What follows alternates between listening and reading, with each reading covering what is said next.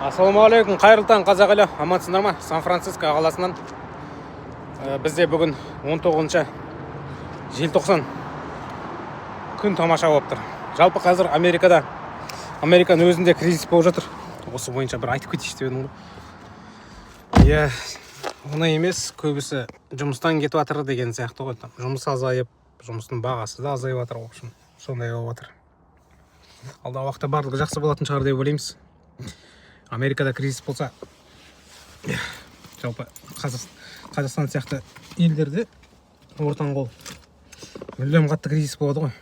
Мінекей. Сол үшін TikTokта сол үшін айтамын да, жалпы.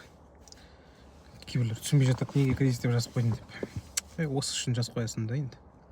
Сол аман болыңыздар, көрсеңіздер, подписка жасаңдар. Алдағы уақытта біраз ақпарат айтайық. Жалпы YouTube'та көп отыру үшін, көп ақпарат салу үшін маған осы контенттердің өткені керек та, адамдарға қызық болғаны қажет та.